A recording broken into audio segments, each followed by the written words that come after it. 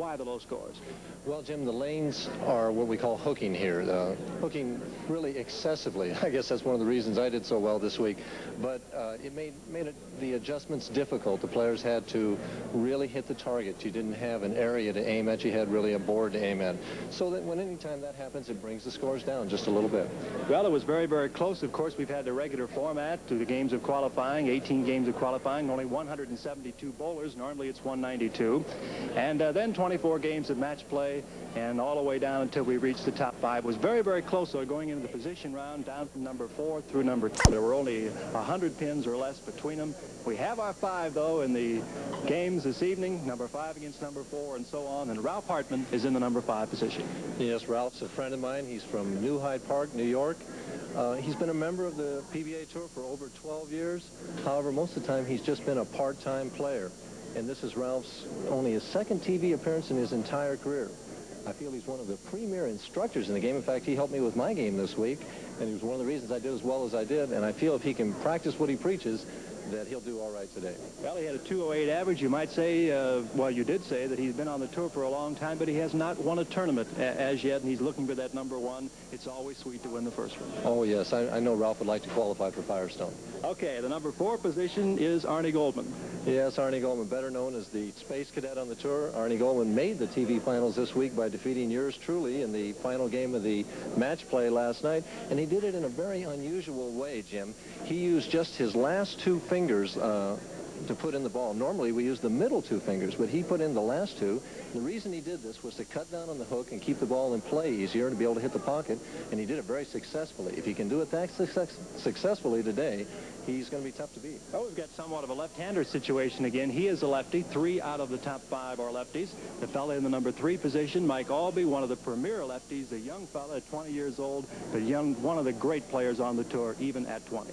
Right. Mike Albee has an opportunity this week to become the first player to be Rookie of the Year one year and then go on and be Player of the Year the next year. However, I feel in order for him to win that Player of the Year honor, he needs to win at least 1 more time and perhaps 2 more times. And you only get just so many chances to win on the PBA Tour. So if Mike Albee wants to be Bowler of the Year, he must take advantage of today's opportunity. Well, he is in the number 3 position on the money list for the year. He's won over $71,000. He is the youngest bowler ever to win over $100,000, and he is set in the number 3 position. And the number 2 position is Paul Mosier, another fella that we've seen a number of times this summer on ESPN. Yes, this is Paul's 3rd appearance on our ESPN telecast this summer. He's the chunky left-hander from Massachusetts. Paul's been on TV several times in the last 2 years and had opportunities to win tournaments. However, he hasn't won. Usually the problem has been that he's had trouble carrying on TV. That is, he gets 9 instead of 10. However, I feel that today Paul's going to put all of his past difficulties behind him, and he's my pick to win the Canadian Open. Okay, we will stand by that. I don't think you've been right this year yet, have you, Mike? I've been right 2 times, Jim. By the way, 216 average for Paul Mosier. And the number 1 spot is a rookie, a fellow that's only been on the tour for 8 weeks, and he is trying for number 1, and he is a real up-and-comer. Right. Kevin Gillette is our tournament leader this week, as you said. He is a rookie in only his 8th tournament. It's just phenomenal to me that someone bowling only their 8th tournament could just run away from the field the way he did this week. He just left right-handed and left-handed far behind. In fact, this guy has so much moxie that he took a second mortgage on his house to finance his coming out on the summer tour. And to me, that spells an individual that's very confident, and that confidence is paid off this week because he's the man to beat for the Canadian Open title. Well, he has a leading average at 217. He has a leading match play record at 16-6-2. And at the beginning of this tournament, he started out by winning 14 of his first 15 match play games just as they started match play. So it'll look like this now. The number 5 bowler against the number 4 bowler. That's Ralph Hartman versus Arnie Goldman. The winner of that one will face Mike Albee in the number 3 spot. The winner of that one against Paul Mosier, who is number 2, and Kevin Gillette, the king of the hill, bowled just 1 game. First prize is $11,000 in the $90,000 Canadian Open opening match of the $90,000 Canadian Open. Ralph Hartman and Arnie Goldman. These 2 guys met once earlier, Mike, and it was a real dandy. Goldman defeated Hartman 197-195. There's Ralph Hartman. Not very high scoring, but close. Opening match. Opening shot. It's a strike. Ralph's a smooth performer. Comes right out, makes a perfect shot, his first shot. So we get a look now at Arnie Goldman, a lefty from Chicago. He throws the big action ball. And you'll see some other people that throw that ball, too, namely Paul Mosier and Mike Albee later. There's the big action shot and a strike for Arnie Goldman. That's what he did against me quite a bit of the time in that last game last night.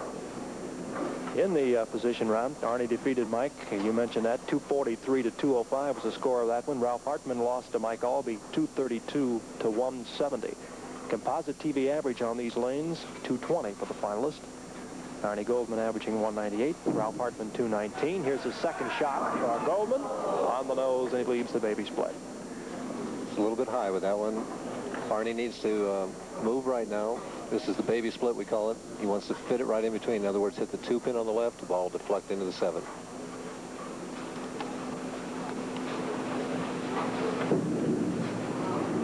And a beautiful way to do it. Goldman goes right between them. He's got a strike spare through 2 frames. And now over on the right side comes Ralph Hartman. He is described as having a nice approach. Throws the ball direct. Doesn't like to hook it too much, but he certainly can hook it. But it probably would behoove him to throw it as straight as possible on this one. He's in the pocket and gets the final kick out of that 10. Ralph Hartman with 2 strikes, and I asked Ralph, he throws the ball pretty straight. Should that help his game today? That's an interesting question because I really won't be able to tell until I really start bowling. And then depending on how the lanes do break down because of the lights and this surface, I'll be able to answer that kind of after the match. So everybody will pretty know the answer by that time, too. Going for his 3rd strike in a row. He goes Brookline. Got it! He hit him on the right side and carried, and Ralph Hartman is open with a turkey. What a break he gets there. We'll see Ralph here. Classic style, 4 steps. Turns it a little early here, way left of target. He's aiming at the first arrow, then hit about board 7. Goes left to the head pin, the 6 trips it out. Back to action, and Arnie Goldman with a strike in the 3rd frame. So 6 balls roll, and 5 of them had carried for a strike, only the 2-7, which was converted in the 2nd by Arnie Goldman. Jim, sometimes when an opponent carries a lucky strike like that against you, it can mentally upset you. But Arnie came right back with a strike there. Arnie qualified 12th, 15th after the first match play block, went up to 4th after the second match play block, stayed right there. Needs a double here. Arnie Goldman doesn't get it. Good shot, just a hair tight, leaves a solid 6. Arnie doesn't waste any time getting up there. Watch how he shoots the spare now. He'll move left, shoot cross lane at it. All the viewers at home, those amateur bowlers, watch these pros shoot the spares. And he picks it up in good style, so Arnie Goldman goes strike spare, strike spare. Ralph Hartman has 3 strikes. We'll conclude with the Columbia 300 Open from Sarasota, Florida. In the fall, though, ESPN will be on hand to bring you more outstanding PBA competition. Now, we note a special time for next week's show, Saturday, September 6th, 6 p.m. Eastern, 3 p.m. Pacific time on Total Sports ESPN. All right, Ralph's up by 20 pins right at this point, Jim, and he can really take command of this match with a couple of strikes here.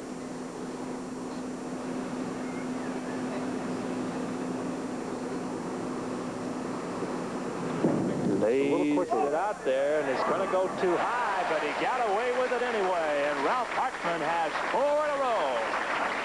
As you say, he got away with that shot just a little bit, Jim. I noticed in his push away, it was just slightly quicker. The ball was just a little left of target, but he got a nice trip on that 4-pin. So Ralph has 4 strikes, 60 in the 2nd, strikes in the 3rd and the 4th. Arnie Goldman has 60 in the 3rd, spare in the 4th. Hartman in the 5th. Pocket and gets the hammer off the 7, and he's got 5 in a row. Jim, that's what I mean, really taking command. Ralph just jumped right out there. He puts the pressure really on Arnie Goldman. Watch his style here. 4 steps, right over the first arrow. Watch the ball now. Right straight through the pin. We are back, and Arnie Goldman walks away after hammering a strikeout, and he continues to get strikes on that right-handed lane as he has 3 in a row, but only spares on the other side, and he's got to pick up 1 now in the frame 6. Right, Arnie right now is down 40 pins in the match. He needs a double at this point to put a little pressure on Hartman.